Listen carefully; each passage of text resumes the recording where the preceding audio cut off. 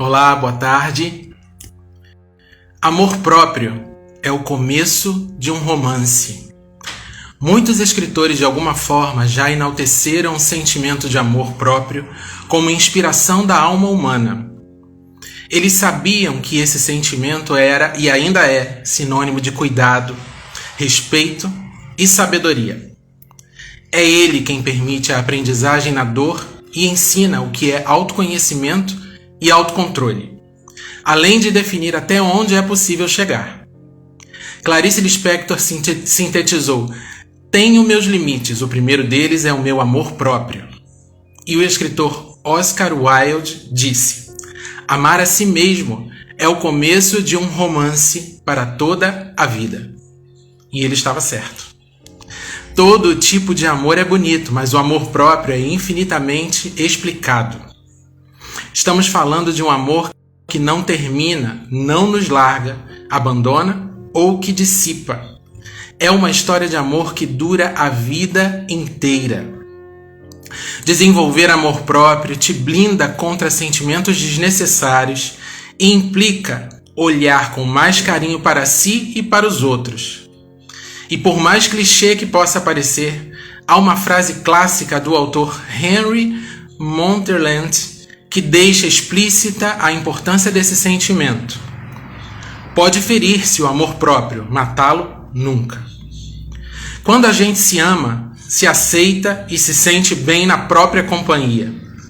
Ter amor próprio não é egoísmo, é justamente entender que se é inteiro, sozinho do jeitinho que você é, e que não existe ninguém ou um padrão que possa te completar ou definir. E essas duas coisas te ajudam a melhorar a sua melhor versão.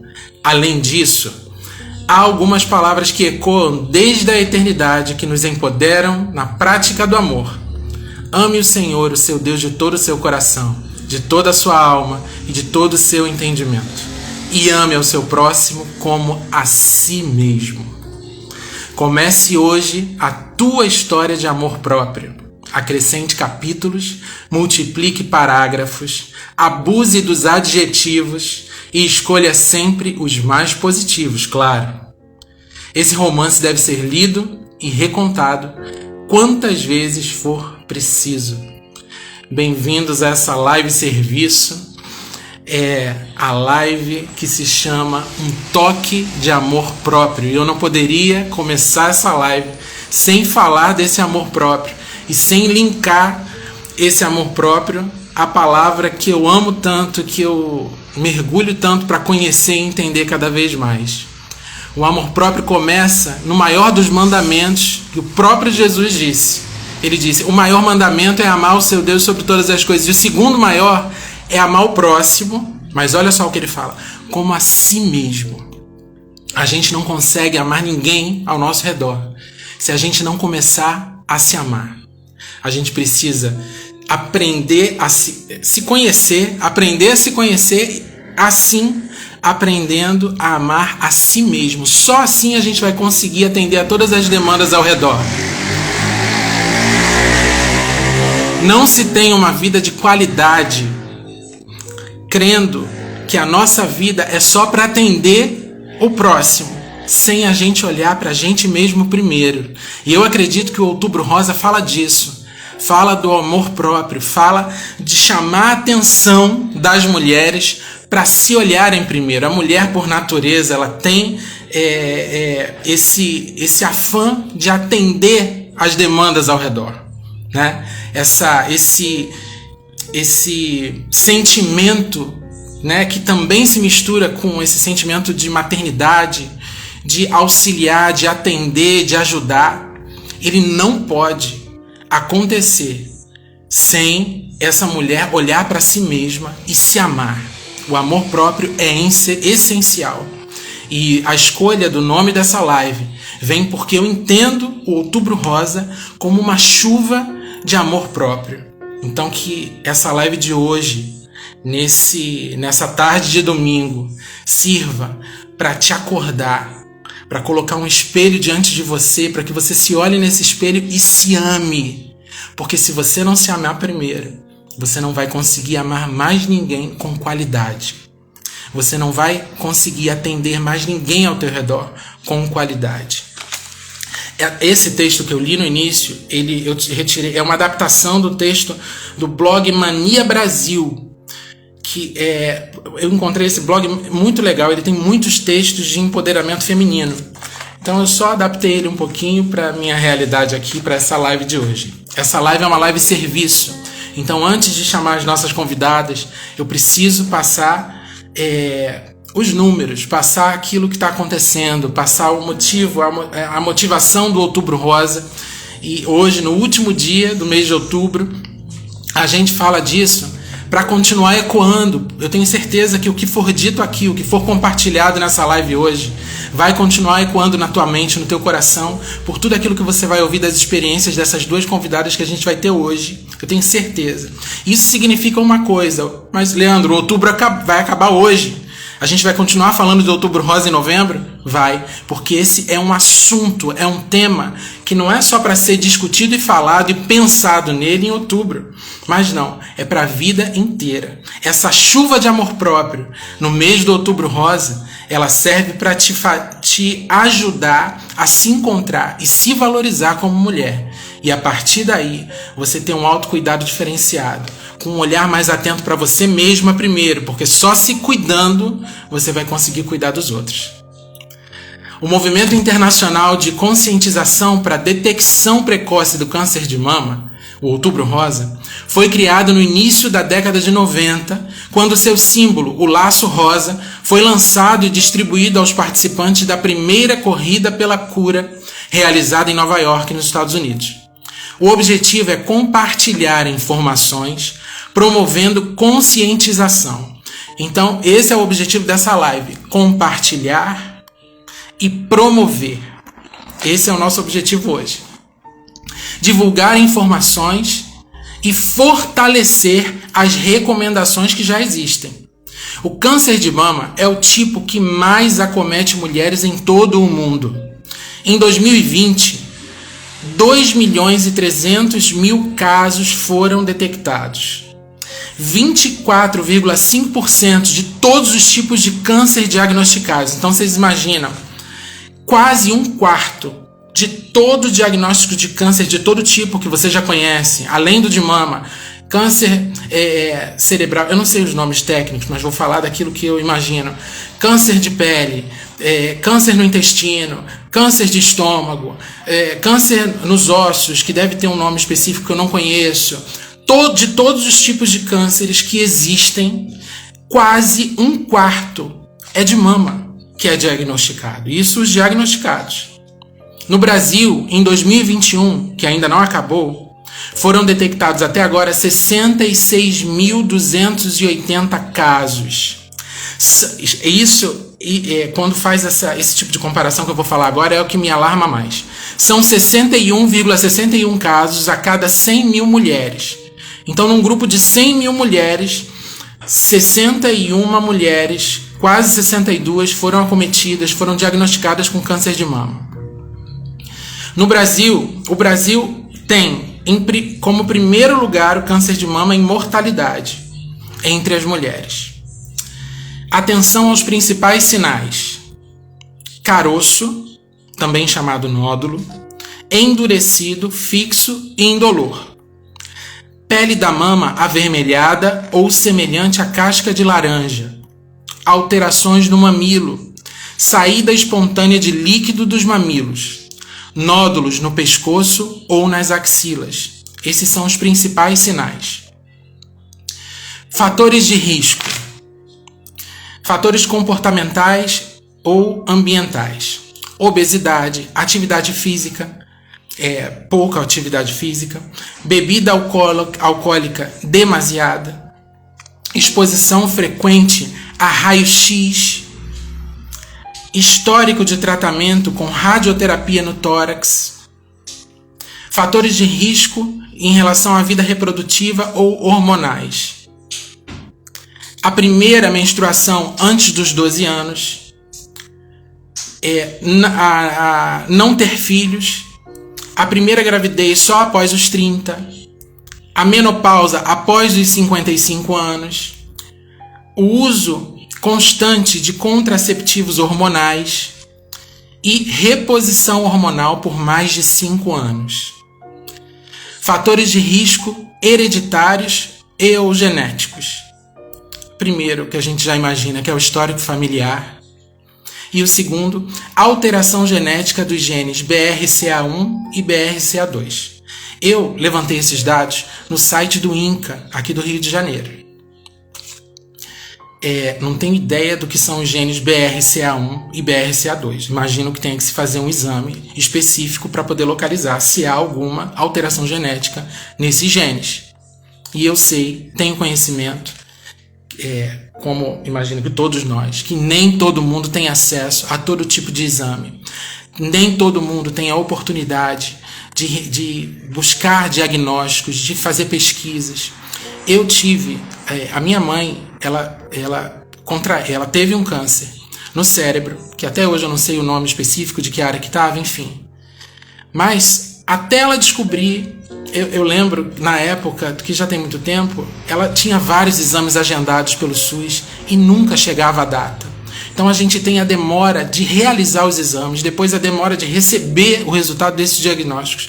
E isso tudo vai fazendo com que leve mais tempo e o diagnóstico não chegue e o tratamento não comece. Mas apesar disso tudo, o Outubro Rosa continua sendo necessário, ao meu ver, porque a gente precisa falar. Quando eu leio vários fatores de risco assim, eu sou aquele que fico maquinando assim, meu Deus, então, eu tô sentindo isso, eu tô sentindo aquilo. E parece meio loucura isso. Parece, porque todo mundo é um pouco maluco. Mas eu prefiro imaginar e correr atrás do diagnóstico do que levar a vida como se nunca pudesse acontecer comigo. Porque pode acontecer com qualquer um. Inclusive, eu imagino que até as nossas convidadas possam falar alguma coisa a respeito, mas imagino até que com quem não tenha nenhum desses fatores de risco aqui no seu currículo, eu imagino que possa acontecer. Então, esse momento, o Outubro Rosa que está terminando hoje, essa chuva de amor próprio, vem para que você fique alerta, para que você fique atenta. Se você não pegou aqui os fatores de risco, vai lá depois no site do INCA, joga no Google INCA Outubro Rosa 2021, que vai abrir justamente essa página de onde eu tirei esses dados aqui. Porque, mais uma vez, eu volto a falar, inclusive sobre o tema dessa live aqui. Precisa começar em você. Quem vai conseguir pegar um adulto pelo braço, pelo pescoço e levar para um consultório médico para se consultar, para pedir exame? Os adultos, eles precisam se mover para isso. Eles precisam desejar isso. Então pensa nisso. Se eu amo quem está ao meu redor, eu preciso me amar primeiro, a ponto de fazer alguma coisa para me manter de pé, para continuar amando todo mundo ao meu redor.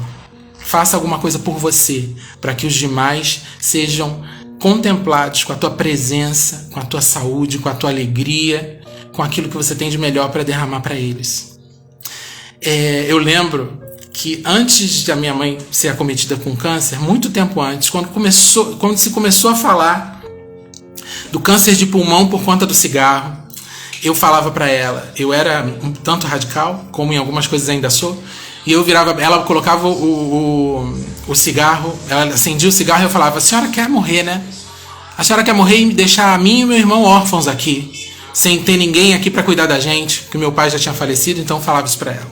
E eu falava dessa maneira, achando que essa fala de choque ia auxiliar em alguma coisa. Não sei se auxiliou, não sei se desenvolveu algum pensamento, mas enfim, depois de um tempo ela parou de fumar. Então eu acredito sim que o Outubro Rosa, a conscientização do Outubro Rosa começa com a chuva de amor próprio. Eu espero que com esses depoimentos que a gente vai ouvir agora, você consiga ser banhada nesse amor próprio e passe a ter uma observância para si mais atenta. Tá ok? Deixa eu ver aqui se eu já posso chamar. Já posso chamar minha primeira convidada de hoje. E eu preparei aqui uma apresentação digna. Eu vou convidar a minha primeira convidada. Ó, ela é filha. Eu vou descrever e depois ela me diz se faltou alguma coisa aqui, hein? Filha do Deus Altíssimo, mãe do príncipe Daniel. Ela é esposa, filha, irmã, cunhada, tia, professora de inglês. E se descobriu nos últimos tempos como uma guerreira resiliente e vitoriosa. Nós somos colegas de trabalho na mesma empresa e a gente se aproximou, a gente conseguiu se aproximar um pouquinho mais por conta da nossa fé em comum. Eu vou convidar, você não tem pedidos, Marcinha, manda um pedido para mim, por favor. Um pedido de participação. Eu vou receber aqui a minha primeira convidada, a Marcinha. Márcia, cadê você? Eu preciso do seu pedido.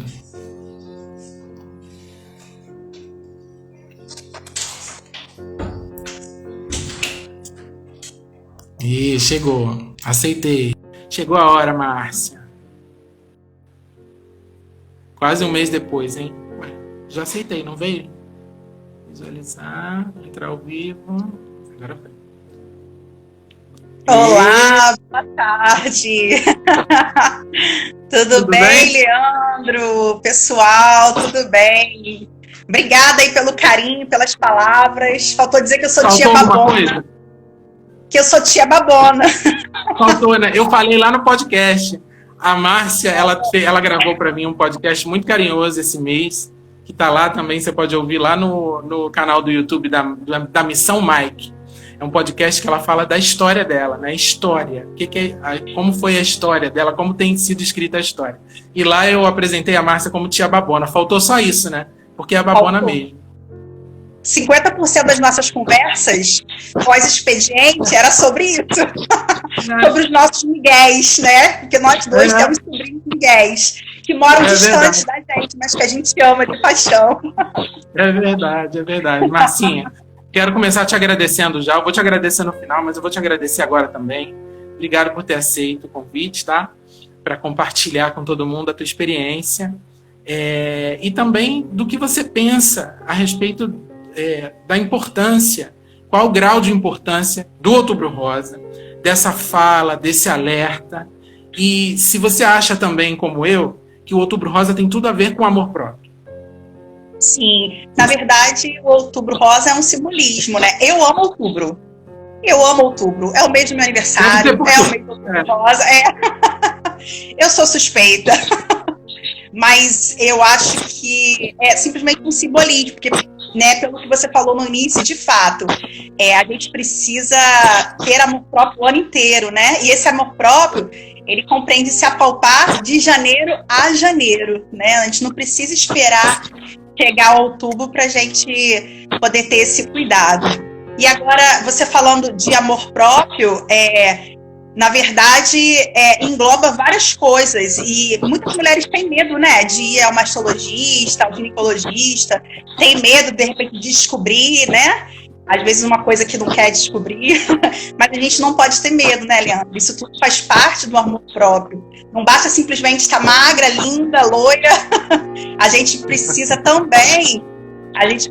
também se sentir, né? A gente precisa se apalpar, porque muitas das vezes a gente apalpando, a gente ainda descobre uma coisa que já está muito grande. Quando, na verdade, o certo seria descobrir antes que o bichinho comece a crescer, né?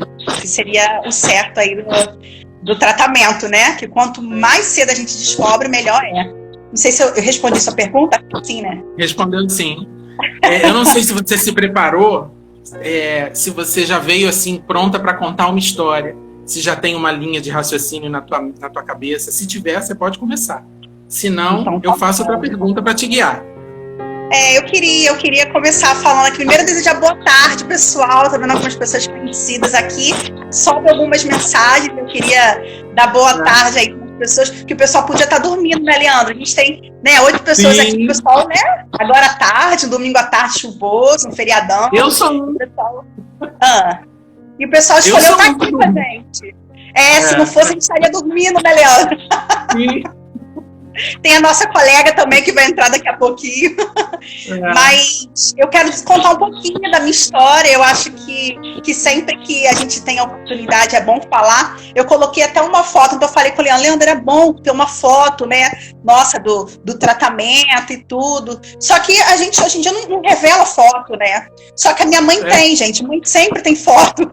E aí eu tô na casa da minha mãe e ela tem, olha que linda, ela colocou uma foto minha curada e uma foto minha, não sei se dá pra ver direitinho, acho que dá, né? Eu fazendo o tratamento. Não, sobe um pouquinho, pra mim fica bem em cima do comentário, Marcinha. Põe ela assim do lado da sua... Isso, perfeito. Agora dá pra ver agora bem. Deu. Então, Leandro me conheceu, né?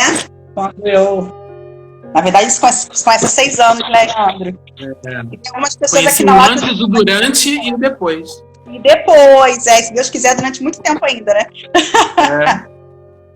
Então, o que eu quero contar um pouquinho é como eu descobri, né, esse tumor e dizer que ter câncer, até porque o pessoal romantiza muito, né? Porque o outubro rosa, Só que, de fato, não são só coisas boas, não. Existe realmente um vale tenebroso, mas que muitas pessoas passam por ele vitoriosas, né? Chegam no final vitoriosas. E eu digo assim, vitoriosas e vitoriosos, porque câncer de mama também existem homens, né? 1% dos homens terão câncer de mama, né? Isso é importante falar também. Eu acho que a gente nem tem homem aqui, né? Só você, mas é importante a gente falar sobre isso também. Engraçado que, assim, quando eu terminei meu tratamento, o meu marido estava deitado outro dia com o braço assim, e aí eu, deixa eu apalpar aqui. Para com isso. Eu falei assim, mas homem também tem câncer de mama, vamos apalpar. E aí eu tô quase da área de saúde, acho que eu vou sair da área de educação, eu vou para a saúde agora. Então, e eu descobri da seguinte forma. Eu estava, inclusive, na casa da minha mãe. No dia seguinte, eu tinha consulta com a mastologia e com a ginecologista, né? E eu, assim, gente, eu não era de ficar procurando doença. Eu nunca tive caroço nenhum no meu corpo. O meu filho, na época, ele tinha 4 anos e eu dei de mamar até quase 3 anos. Ele tinha até quase 3 anos, então, quer dizer, tinha mais ou menos 1 ano e meio que eu tinha parado de amamentar. E eu, assim, dentro desses fatores de risco que o Leandro falou, eu confesso que eu nunca fui muito apta à alimentação saudável, confesso. Mas, assim, gente, quem nunca, né? É bom, né? Se alimentar, né? Daquelas coisas gostosinhas e tal. Mas eu juro, eu até estava fazendo exercício físico, tinha 1 ano. Estava fazendo atividade no SESC, estava bonitinha ali, Mas não teve jeito. Donado veio e me pegou, mas, glória a Deus, eu tô aqui para contar a história. Mas, assim, eu tinha 32 anos, eu amamentei meu filho, né? Tinha 1 ano e meio que eu tinha parado de amamentar, então, assim, eu amamentei bastante. Eu não fumo, nunca fumei, eu não bebia. Então, assim, tudo bem, um pouquinho acima do peso, mas também ninguém é perfeito, né, gente? Mas eu, assim, enfim, eu sempre estava no médico fazendo assim regularmente os exames, né, que precisava fazer, e o que eu acompanhava sempre eram alguns cílios que eu tinha no ovário. E por isso eu tomava anticoncepcional desde muito novinha. Então, quando o Leandro falou assim, então, de repente isso tem relação, né? Então, com 32 anos, eu senti, eu tomando banho aqui, assim, tenho consulta com o ginecologista, deixa eu ver se tá tudo bem, vamos facilitar o serviço do médico, né? Quando eu apalpei, eu senti um caroço. Só que a minha tia, que morava em cima da casa da minha mãe, ela sempre, toda a vida, ela se preocupou muito com os caroços que ela tinha na mama dela. E aí, eu lembro que de vez em quando ela voltava da médica, ela, Márcia, eu vou morrer de câncer, tô com muitos caroços. Eu tava assim, calma, tia, calma. Então, assim, pra mim, os caroços, ele sempre existiam no corpo da mulher. E o mastologista sempre dizia pra minha tia o seguinte... Esse barulho tá sendo daqui, Leandro? Acho que né? Do meu ventilador ou não? Não tô ouvindo esse barulho. Não? Então tá bom. De repente foi aqui do meu, porque eu tô na frente da rua, então é barulho toda hora. Então tá. É ouvido de professor, desculpa. É ouvido de professor. E então, a minha tia, ela sempre chegava aqui e falava assim, Márcia, eu tô com nódulo de novo, vou ter que tirar. Então, assim, quando eu apalpei, eu falei, eu tô com um nódulo benigno. Então, só que quando eu fui na médica, no dia seguinte, quando ela apalpou, ela disse pra mim com essas palavras, eu não posso garantir que é benigno. Então, ela passou uma ultrassonografia, uma ressonância, que eu tenho pavor de fazer, eu tenho pavor de entrar naquela máquina, e passou uma biópsia. E eu falei assim, nossa, mas vai me passar esses 3 exames? Eu vou te passar de uma vez só. E aí, eu fiquei meio assustada, só que assim, eu esperei ainda 10 dias para fazer, porque a gente estava em fechamento de semestre no curso. E aí, assim que eu entrei de férias, eu fiz os exames. E quando saiu o resultado, só a biópsia que demorou um pouquinho. Ela falou assim, olha, assim que sair a ressonância, eu quero que você me traga aqui.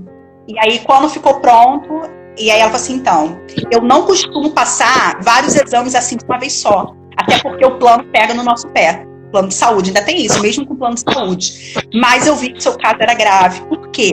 Quando o nódulo, ele é maligno, que é um câncer, né? Porque nem todos os nódulos são malignos, só é quando é câncer. Quando ele é maligno, ele é... Sim, foi a doutora Isabela, Débora. Doutora Isabela é uma médica nossa em comum, foi quem me diagnosticou. E aí ela falou assim, quando é maligno, ele não é redondinho. Então ele tem algumas voltinhas. Então quando ela palpou, ela viu que o meu era justamente esse característico de malignidade. Então dali ela falou assim, olha, eu vou esperar a biópsia, mas eu já vou adiantar aqui algumas outras coisas para você. Então, quando saiu o resultado da biópsia, porque demora mesmo, né? A gente já vive esse tormento que acho que demora, não sei, talvez 30, 40 dias. E aí saiu lá, isso carcinoma. Pelo plano de saúde, 30, 40 dias. Demora.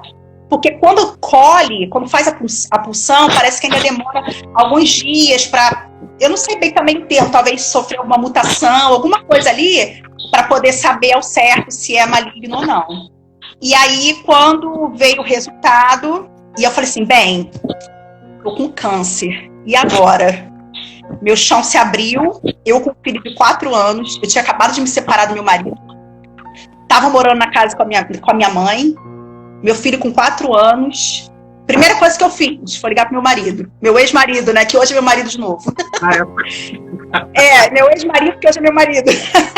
E ele, pai do meu filho, e eu falei, Ed, tô com câncer. E eu sem falar com ele direito. Ele, que isso, Márcia, tá maluca, mulher? Aí eu, tô com câncer, eu preciso que você fique mais próximo do Daniel possível, porque se eu morrer... Ele, que isso, você não vai morrer não? Assim, então, eu não sei. Porque câncer, né, a gente acha que é uma sentença de morte, não é verdade? A gente não sabe ao certo o que ia acontecer. E assim, por mais que a gente tenha fé, a gente sabe que muitas pessoas ficam pelo caminho, e eu não sabia em que pé estava o câncer. Ainda tem esse detalhe. Mas então eu fui caminhando, fui dando entrada no plano de saúde. Tanto que quando eu descobri, eu falei assim, bem, eu vou dar entrada no INCA. Porque para mim, câncer estava totalmente relacionado a INCA. Eu não queria saber qual era o meu plano de saúde, podia ser o melhor. Eu queria ir pro INCA. Porque minha avó faleceu de câncer, só que o dela foi no cérebro. Não tem nada a ver com a parte oncológica, né, de partes genitais, né? E aí eu dei entrada no INCA, só que quando eu cheguei no INCA, que demorou 2 meses para me chamar pelo SUSREG, eu já estava careca. Porque aí o plano de saúde já tinha dado início e tudo mais. E aí, conclusão, né? Eu fiz todo o tratamento e que compreendeu como é que foi meu protocolo, né? Eu precisei fazer quimioterapia. Como meu tumor já estava um pouquinho grande, eu não pude operar primeiro. Eu precisei fazer quimioterapia. E aí eu fiz algumas sessões de quimioterapia vermelha, que são aquelas que cai todo o cabelo, não só da cabeça, gente, cai todo o cabelo. Foi ótimo, economizei com depilação, foi uma beleza. Nessa parte foi boa, entendeu? Nessa parte foi ótimo, só que foi bom. Só que, assim, o que acontece? A quimioterapia, ela mata as células cancerígenas, ok? Mas mata as células boas também. Então, é aí que mora o perigo. Então, assim, o médico, ele tá sempre observando. Tanto que paciente oncológico não pode ter febre. Aconteceu 2 vezes de eu estar com 37,5 e eu ter que ir rapidinho para emergência, para eles me internarem, porque... como o nosso corpo ele não cria uma imunidade, qualquer infecção pode causar o óbito da paciente. Então, eu precisei internar, mas graças a Deus a gente conseguiu, né, reverter essa situação. E aí, depois que eu fiz as sessões, eu fiz a cirurgia. A minha cirurgia, pela minha idade, porque dizem que quanto mais nova a paciente, mais agressivo é o tumor, eu precisei fazer toda a retirada da mama, que a gente chama de mastectomia radical. Eu fiz toda a retirada. No meu caso, nenhum linfonodo, que são as glândulas da axila, estava contaminado, nenhum. Mas mesmo assim, a médica preferiu tirar 14 linfonodos por precaução. Tirou 14 linfonodos, depois ainda fiz 28 sessões de radioterapia. Tudo isso pelo plano. E cobriu tudo, mas mesmo assim, ainda foi um processo demorado. Eu lembro que fechou meu diagnóstico em dezembro de 2017. Final de dezembro de 2017. A minha primeira químio foi 8 de fevereiro de 2018. Mesmo com o plano de saúde, ainda foi demorado, né? Então, esse foi meu protocolo. Eu gosto de falar sobre isso, sabe? Mas, assim, eu tô dizendo hoje, mais aliviada, sobre o processo. Mas, claro que no meio disso tudo, houve algumas intervenções aí, algumas noites frias, sofridas, que eu não sei se está dentro das perguntas que você queria me fazer também. A gente vai falar disso daqui a pouquinho, porque eu preciso chamar a nossa segunda convidada. Eu vou me despedir de você por alguns minutinhos para poder receber a segunda convidada e daqui a pouco a gente volta a falar disso para encerrar a nossa live. Tá bom? Um beijo. Tá joia. Eu acho que é o xizinho que você tem que apertar aí para sair. Vê se é o xizinho. Talvez. Isso. Agora eu vou receber a nossa segunda convidada de hoje. Ela também, eu não tenho dúvidas de que essa mulher é filha do Deus Altíssimo, sabe? Aquele Deus poderoso, assim, que pode todas as coisas. Ela traz uma carga dele, assim, só de olhar para ela. Mãe da Hannah e do Natan, filha da Dona Thelma Babona, irmã do Ângelo, e depois eu vou falar uma parte do Ângelo também. Ela é cunhada, ela é tia Babona também, formada em letras e atualmente atua na área da saúde. Mulher intensa, amiga íntegra dessas de quem dá vontade de ser vizinho. Ela também se descobriu nos últimos tempos como uma guerreira resiliente e vitoriosa. Elide, cadê você? Eu vim aqui só para te ver. Mentira, Márcia, vim para te ver também. Manda aí a solicitação.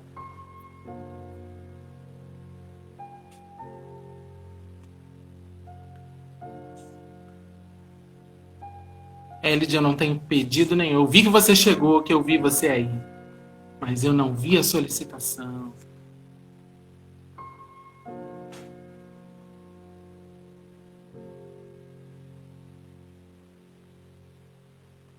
Eu não tenho pedido nenhum. Elide, se precisar, sai da live. Ei, chegou. Chegou. Deixa eu ver. Acho que agora vai. Chegou. Menina, eu tive que respirar um pouquinho por conta dessa apresentação. Aí você me quebra. Entendeu? É tipo, tudo isso e mais muito chorona. Eu falei, ai, não faz isso, Leandro. Para. Sabe que eu ia falar do Ângelo? Eu ia falar mais do Ângelo. Que eu fiz a faculdade com a Elide e com o Ângelo, né? Porque a Elide não parava de falar do Ângelo. Porque a Elide parece gêmea do Ângelo. E ó, né? São 5 anos de diferença. Mas é mais ou menos. Eu sei, mas parece gêmea. Eu fazia faculdade com a Elide Teixeira e com o Ângelo, que deve ser Teixeira também, né? Por tabela, exatamente. Com o Ângelo por tabela. Faltou alguma coisa nessa apresentação? Não, tá tudo aí. Não. Tá tudo. Inclusive da Tânia Babona, né? Da Thelma, Da Thelma, nossa, nem fala. É outra que assim, saiu de casa hoje para não ver a live ao vivo. Eu espero que você grave, tenha gravado. Tá, com certeza. Porque ela não vai aguentar. Porque ela não ia aguentar. É muito bom. Elide, o microfone é teu, como se tivesse algum microfone. Tem um embutido aí no teu celular. Tem. Mas olha só, me fala o que eu queria que você me perguntasse, que você gerenciasse, porque eu vi todas o relato da Márcia, eu também tenho a minha história para contar, todo mundo, né, que passa por isso acaba tendo, mas eu quero a sua pergunta, e aí de repente eu faço um resumo mais rápido. O que eu queria fazer para você é se você concorda comigo, não sei se você estava na introdução, quando eu relacionei o Outubro Rosa a essa necessidade de amor próprio. Se você vê essa relação desse toque, porque esse nome, um toque de amor próprio, tem dois significados, não sei se você já pescou. O primeiro é o autoexame, e a gente está aqui hoje para dar um toque, ou acorda, se você não se amar, ninguém vai fazer por você. Ninguém vai fazer, real. O primeiro passo, engraçado, porque assim, é o amor próprio que depende de tanta coisa, entendeu? Esse amor próprio, ele não é único, ele depende de muita coisa. E ele depende do quem você tem por lutar. Eu tinha muita gente para lutar. E o seu amor próprio, embora tenha que começar com você, ele vai só fortalecer enquanto rede de apoio. O que você tiver de rede de apoio só vai fortalecer esse amor, entendeu? Você precisa estar se sentindo amada, estar se amando, e aí a energia só vem e iguala. E aí o universo vai conspirando a seu favor. O Outubro Rosa, eu acho importante porque ele enaltece uma feminilidade absurda. Sabe? Todas as ações que eu vejo, as ações de doação de auréola, de doação de tatuagem, elas enaltecem isso, que na mulher, quando o câncer de mama acontece, ele derruba. Simplesmente você, naquele momento, se você não tiver um espírito muito evoluído e mais alguma coisa, porque não basta só o espírito evoluído, a fé e a amizade, a família, precisa de tanta coisa, mas essa parte eu acho que talvez seja a primeira grande questão, sabe? Estou com câncer de mama, não sou mais mulher. É essa a questão, entendeu? O câncer de mama, ele vem te dando a dúvida se você é mulher ou não é mulher por conta de ter 2 peitos ou não ter 2 peitos, ou por conta de manter um cabelo na cabeça ou ficar careca. Eu tenho muitas pessoas que eu conheço que sofrem porque passam pela quimioterapia e ficaram carecas. Ou porque não têm uma mama. E isso é uma questão que talvez não é mais grave que a doença. Mas derruba você num nível que você não vai ter força para lutar contra o seu real inimigo. Entendeu? Isso eu tinha muito nítido. Quando eu tive o meu diagnóstico, a primeira coisa que eu pensava era assim, meu Deus, eu preciso da cirurgia para tirar essa coisa de mim. Era isso que batia na minha cabeça muito forte. Quando o meu médico falou, de repente tirar quadrante ou fazer a mastectomia radical, eu falei, não, a gente vai tirar tudo, né? Eu não tinha essa ideia de que eu tinha que manter uma mama porque como seria depois. Naquele momento, eu não tinha que ter a doença no meu corpo. E se a doença significasse uma mama, pode tirar. Eu agradeci aos céus por ser um câncer num lugar onde eu pudesse tirar. Entendeu? Mas existe muita gente que embarrera esse sentimento de luta para um real inimigo. Identifica, o seu inimigo é o câncer, ele está na sua mama. Se ele sair dali, tá show de bola. Identifica. E eu encarava como uma real guerra. E a minha guerra era contra aquilo. Eu fiz a cirurgia primeiro, ao contrário da Márcia. Quando eu fui diagnosticada com câncer pela imagem, aparentemente era in situ. É como se ele fosse encapsulado. Então eu fiz todos os exames e nenhum mostrava nada além de um in situ. Só que ele era um in situ extenso. Né? E a partir daí, o protocolo para mim foi, primeiro vamos fazer a mastectomia. Ela vai para a patologia e quando sair o resultado a gente vai ver se teve algum nível de invasão. E aí sim a gente segue com o protocolo. Aí eu fiz a mastectomia. Eu tenho fotos dessa minha saída do hospital, porque você interna num dia e sai no outro. É uma cirurgia relativamente muito simples. Muito simples. Eu tenho fotos, assim, sorrindo, que às vezes eu olho para a foto e não consigo nem me identificar. Eu olho para a foto e falo, não era eu, sei lá. fumei, eu cheirei. O que eu fiz nesse dia que eu estava tão eufórica? Sabe? Mas era essa sensação de que saiu. Agora é outra luta, vai pro médico. Aí você fica orando, rezando e torcendo para que o patologista ele consiga ver tudo que ele tem que ver. Sabe? Minhas rezas eram todas essas, Leandro. Ai, que o médico consiga tirar tudo que ele tem que tirar. E os patologistas consigam enxergar, que não deixem passar nada. E aí, quando saiu o resultado da minha biópsia, não, da mastectomia, tá? Ele deu, o meu câncer é um câncer de estrogênio positivo, então ele é um câncer hormonal, tá? Sim. E ele tinha surgido 1%, ele tinha 99% de aspecto in situ e 1% de invasivo. Por causa desse 1% vagabundo, como diz o Wesley, eu fui obrigada a fazer o tratamento todo. Então eu fiz 4 vermelhas, daquelas que economizam a depilação, conforme a Márcia fala. Fiz 16 brancas. Olha, quando ela fala economiza mesmo, porque as pessoas não têm noção do que é. É pelo, é cílio, faz falta, porque a iluminação te incomoda. O cílio dá uma barreira. É cílio, é tudo. Beleza, fiz as 4 vermelhas, 16 brancas, 25 sessões de rádio e tomo um remédio, vou tomar um remédio por 10 anos, que tem o nome de tamoxifeno e tem o apelido de tamoxinferno de tanto efeito colateral.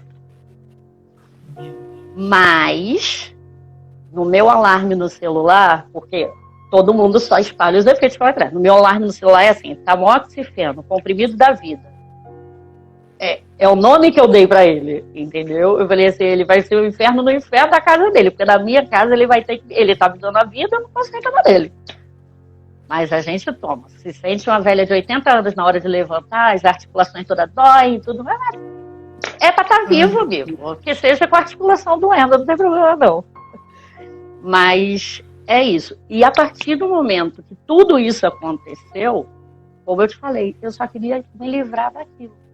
Sabe, eu te juro, pela felicidade dos meus filhos, não houve nenhum momento que eu olhasse no espelho sem a mama que impacte para mim a imagem. Nenhum. Eu fiquei triste quando eu vi a minha mãe chorar pela situação. Eu fiquei triste, sabe, você fica pelo outro. Mas por mim, em nenhum momento aquilo me impacta. Esse ano passado, né? Decidi não repor, não reconstruir a minha mama. Fiz uma tatuagem belíssima em cima da cicatriz, porque a cicatriz sim me incomodava, né, enquanto cicatriz. Fiz uma tatuagem, tô doida para ir pra praia com um lado só do biquíni e com o outro lado de fora. E vou fazer. Escreve que eu vou fazer. Você sabe que vai, você sabe. Porque eu falo que para você sustentar uma mama só, meu irmão, você tem que ser muito boa em muita coisa. E quem tiver que estar do meu lado vai ter que estar gostando dali do que tá vendo. Entendeu? Então, é essa coisa da autoestima. Você tem que... Isso te facilita muito. A minha dificuldade foi contra a doença. Não foi fácil, não foi romântico. Entendeu? Quimioterapia é uma das guerras mais duras que um ser humano pode passar. É muito complicado. É doloroso. Você não tem noção do que vai acontecer no passo seguinte, entendeu? Então não é certo. É algo incerto.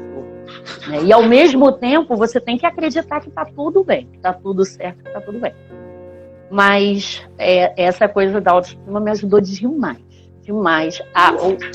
O meu problema comigo não era um problema, eu era resolvida a respeito disso. Então, o meu inimigo, ele tomou a forma só do câncer, ele não tomou forma nenhuma ao ponto de eu deprimir por conta de aparência ou por eu estar careca, entendeu? Comprei uma peruca e usei 7 meses minha peruquinha muito linda e ficou tudo certo. Eu estava muito apaixonada na época, eu tinha um namorado que hoje em dia é meu melhor amigo. e que me ajudou nesse período como ninguém, embora, e isso é um detalhe que eu queria contar, a primeira pessoa que reparou o sinal, que foi um escape, eu tinha um escape e eu não tinha percebido no autoexame, foi o meu ex-marido numa relação. Depois da relação, ele falou assim, o Nathan era um pouquinho maior, mas novinho ainda, ele falou assim, você sabe que ainda está saindo algum líquido, né? Aí eu, não. Líquido? Não, parei de amamentar tem tempo, já não é para sair líquido. Ele falou, mas tá. Se eu tenho que agradecer ao dito cujo alguma coisa na vida, é isso. Porque foi daí que eu realmente aprofundei o autoexame e consegui perceber que estava havendo o escape. Eu acendi feito uma árvore de Natal num câncer que não é comum. Assim, eu tive escape, eu tive uma mastite, eu tive o bico do seio retraiu no final já, eu já sabia, já tinha tido o diagnóstico. Mas como eu não tinha plano de saúde naquele momento, e isso é fundamental para você dar um primeiro passo, você protela, porque você fica naquela sensação de vai melhorar, eu não vou precisar correr atrás disso pelo SUS, lamentavelmente. Mas aí depois de um tempo, um anjo na minha vida, que é a minha chefe, na virada do ano ia entrar o meu aumento, ela falou assim, não, esse ano eu não vou te dar um aumento não, esse ano eu vou te dar um plano de saúde para você investigar essa mão. E daí tudo aconteceu do jeito que aconteceu. Mas vamos lá, mais alguma coisa? Eu já toquei vários assuntos. Eu vou chamar a Márcia de volta pra gente ficar em 3 aqui agora, porque eu tenho perguntas para fazer para vocês duas juntas. Okay. Vocês vão responder. A gente já está no último quarto, no último tempo aqui da nossa live. Mas eu quero 2 respostas de cada uma de vocês. E Marcinha, manda aí de novo um pedido para participar, para a gente ficar aqui. Mandou já. Márcia já está craque nisso também. É estreia na live da Márcia, a primeira live dela. E a sua? A minha também. Meu Deus, eu tô feliz de debutar vocês! Eu tô assim, fingindo costume. É aquela coisa. Fingindo costume, né? A gente finge. Não, todo início de live eu fico assim. Todo início de live, antes de entrar, eu falo: meu Deus, pra que eu inventei isso? De tanto nervoso. Pra que oh, meu Deus! Ah, não, mas tudo você certo. engana super bem. Tudo, né? Vamos lá. Eu tenho 2 perguntas para você. Eu vou fazer para vocês, eu vou fazer uma de cada vez. Sejam o mais objetivas possível, porque a gente está no final. Porque eu quero ouvir a resposta de vocês. Vou começar com a Márcia, porque foi a primeira que entrou. Marcinha, a diferença... Aí é uma pergunta só, vocês compreendam para vocês. Então, a diferença da Márcia e da Elide antes do câncer de mama para essa que está falando com a gente hoje? Eu fazia questão das pequenas coisas. De tudo. Eu fazia questão de... Dá um exemplo prático. Como? Dá um exemplo prático. Você consegue lembrar de alguma coisa prática? Assim? No trânsito. No trânsito. Eu arrumava confusão por qualquer coisa no trânsito. Eu pareço calminha, mas no trânsito é uma coisa que me estressa. Mas hoje, por exemplo, eu já respiro assim, cara, eu tive câncer, eu fiz quimioterapia. O que é essa pessoa que me fechou? Vai, meu filho, vai com Deus. Boa viagem. Eu faço assim agora. Caraca, eu superei. Eu entendo. Você olha, uma coisa? A gente muda. Eu não me vejo tão diferente, não. É engraçado. Eu não me vejo, não. Mas eu me vejo mais sem paciência. Engraçado, ela tá com mais paciência e eu me vejo mais sem paciência com quem é mimizento para doenças mimizentas. Entendeu? Não só doenças, mas para qualquer coisa. Eu vejo, às vezes, a pessoa... Hoje em dia eu sou mais prática. Tipo, se a amiga chega e fala assim, amiga, eu não gosto mais dele. Aí eu falo, termina. Mas ele tomou. Então fica. Sabe? Eu tentei fazer, eu hoje em dia tento ser mais binária, porque eu sei assim, ó, é sim ou é não. Como boa libriana, se você me der um monte de opção, eu vou me perder. Então, hoje em dia, Termina. Não, mas ele é bom. Então fica. Então enche o saco. Sabe? Tanta coisa mais séria.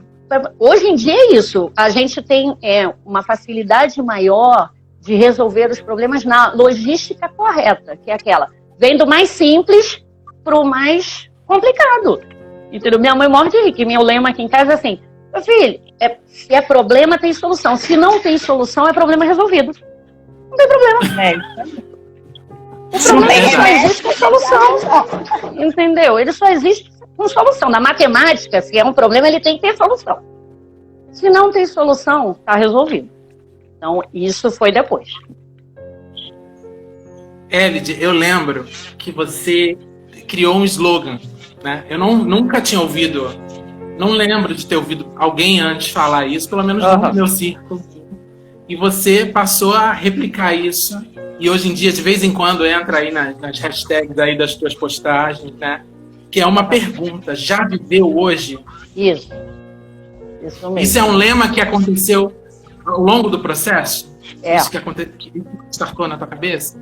Startou sim.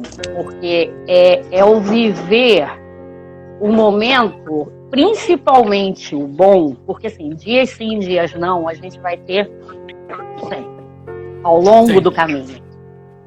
Mas eu vejo muita gente botando foco no dia não, sabe? Às vezes o dia é sim, não aconteceu nada, mas se ele não aconteceu nada de ruim, ele já é um dia sim, entendeu? Então não tenta comemorar no dia da formatura se durante o período do estudo teve um monte de dia bom. Não tenta, porque foi isso que eu fiz no meu tratamento. Durante o tratamento, hoje em dia, você sabe, depois passa, você fica assim, eu fui meio maluca, não é possível. Porque assim, eu viajei, eu saí para dançar, eu ia ao cinema, eu fui à praia, eu fiz tudo durante o tratamento. Porque na minha cabeça era isso. A trajetória tinha que valer, sabe? Eu não tinha que falar assim, eu me anulei 7 meses. Não, me anulei coisa nenhuma. Naquele período eu fiz um monte de coisa legal para ter os dias sim. E os dias sim, que não tem um monte de coisa legal, já é um dia sim. Eles só precisam ter uma coisa ruim, entendeu? Só então, dar uma cerejinha familiar. Exatamente. Eu vou te falar, nessa pandemia, você viu muito menos esse meu jogo. Ela me tocou de uma maneira mais profunda até do que o tratamento, sabe? Eu tô vivendo, esse já viveu hoje para mim, ele já tem uma outra nuance depois da pandemia, entendeu? Ontem eu usei isso, porque ali eu senti real o que era o já viveu hoje, era ter vivido aquela sensação.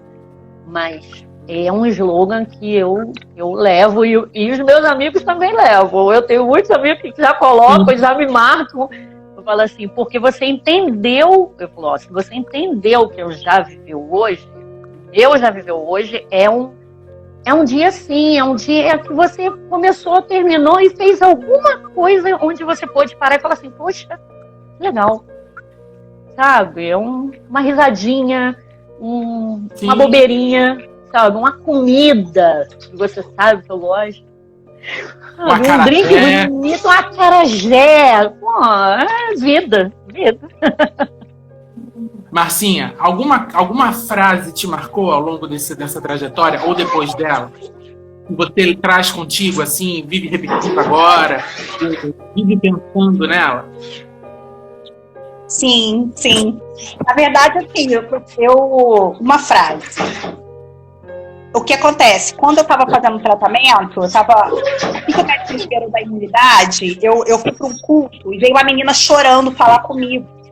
E aí eu falei assim, quem foi? Você tá passando mal? Eu falei, gente, mas eu que tô doente, a menina tá chorando, falando comigo. Eu falei, foi estranho, né? Ela, olha, não sei nem por que eu tô te falando isso. Mas Deus mandou te dizer que esse câncer não é para sua morte. E na hora veio no meu coração a passagem de Senhor, meu pastor, e nada me faltará.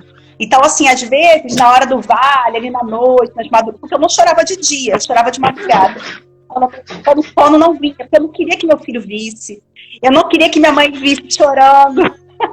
Então, de madrugada, e aí, quando eu olhava ali para as estrelas, eu dizia, meu pastor, nada me faltará, nada me faltará, nada me faltará. Se o travesseiro falasse, né? Mesmo em meio à dor, né? Mesmo em meio ao sofrimento, e não me faltou, como não tem me faltado até agora. Eu vou aproveitar, então, esse gancho para a segunda pergunta, que eu acho que agora são os 5 últimos minutos nossos aqui, e aí eu quero que você responda também, objetivamente, para a Elide também poder nos responder. Nesse processo, que é um processo muito prático também, né, gente? Tem coisas a se fazer, né? Tem exames a serem feitos, remédios a serem tomados, tratamento a cumprir, com data, com hora. É uma coisa prática, mas a fé, ela teve... Se você consegue colocar uma porcentagem assim, quantos % a tua fé te ajudou nesse processo? Que são coisas que precisam ser feitas. A gente precisa pensar assim, Deus vai me ajudar, Deus vai te ajudar, mas vai fazer o que tem que ser feito, vai se tocar. Se toca hoje para poder resolver o que você pode resolver e ele te auxiliar na jornada. A tua fé entrou em quantos % aí nesse pacote da jornada, Márcia? Não tinha nada mais que eu pudesse fazer além do tratamento para tomar ou diminuir 1 minuto da minha vida. Então, 90% foi a minha fé. Elide, eu sei que você é uma mulher de fé. Eu sei que você é porreta. Você, tua mãe. A gente tem religiões diferentes, você sabe. Sim, e ainda mas assim, a fé é igual. A fé é a mesma coisa. Exatamente. Aqui em casa, assim, a minha fé é a minha mãe. A fé de todo mundo na minha casa é a minha mãe. Para você ter uma ideia, o Ângelo, que você tocou rapidinho, o Ângelo, ele se denomina ateu. O Ângelo.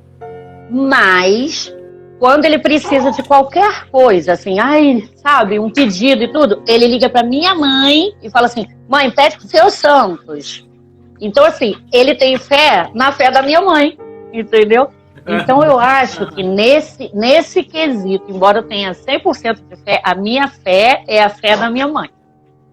Ela estava muito, muito focada. Eu acho que a gente fez uma dupla perfeita. Eu fiquei focada no prático e deixei ela focada na religião. Falei, reza aí, porque eu estou aqui fazendo minha outra parte. Eu preciso agir. Mas foi assim que funcionou. Exato. Aquilo que só você podia fazer por você. Que ninguém podia fazer o tratamento por você. Não. Agora, mas uma coisa que eu percebi, que eu notei na fala de vocês, que não sabia. Foram outras pessoas que perceberam um nódulo em vocês. Que perceberam alguma alteração. No caso da Marcinha, foi a médica que percebeu o nódulo. E no caso da Elide, foi o ex-marido que percebeu o escape. Esqueci o nome da. Escape. O escape. E percebeu o escape. Isso. Diante disso, sendo outras pessoas, seria a última fala de vocês. Vou dizer conselho? Não sei se é conselho, mas assim, qual é a fala de vocês para as mulheres? Para todas as mulheres que estão vendo a gente agora e que vão assistir essa live depois. Muitas vezes ainda. Pode falar primeiro a Elide, porque ela já estava com a palavra. Ok. Façam o autoexame, isso é padrão, né? Mas eu acho, sinceramente, que a cultura devia ser maior no... Vá ao ginecologista a partir dos 18 anos, vamos botar. Mais cedo que seria show.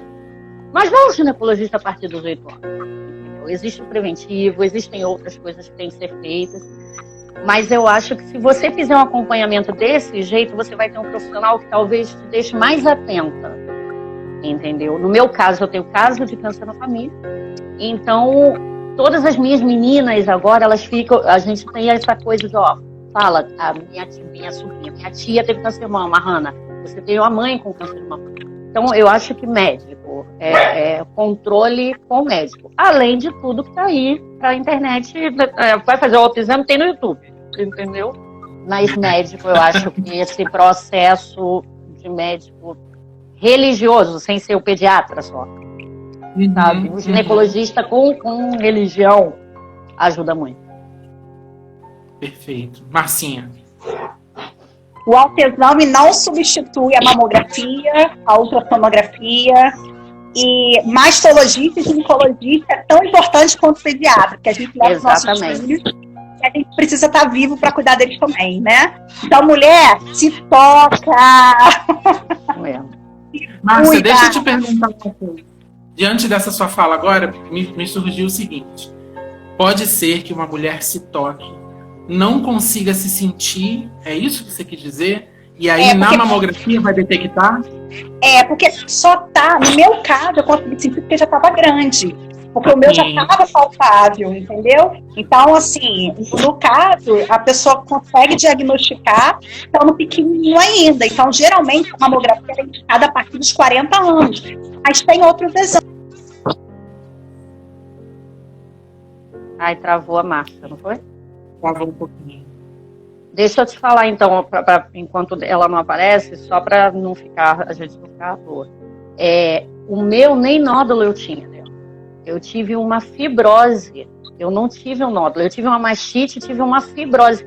Não era um nódulo palpável, entendeu? Ele poderia ser uma sequela da mastite, entendeu? Então, o escape foi a primeira... Porque eu sempre tive o que eles chamavam de displasia mamária. É displasia mamária. Ok. E eu estava fazendo religiosamente os exames. Naquele período, foi o período que eu fiquei sem o plano de saúde. E aí eu não fiz os exames naquele período, entendeu? Mas eu também não tive nódulo, não. Olha, o nosso tempo acabou e eu nem sei como que o Instagram deixou a gente ainda aqui. Então eu quero me despedir agradecendo. Vocês são maravilhosas, eu amo vocês duas. Eu admiro vocês duas muito. Então fica aqui o nosso toque de amor próprio para todo mundo. Se amem, se toquem, se cuidem para poder amar todos os outros ao seu redor. Mas por muito mais tempo ainda. Elid, parabéns.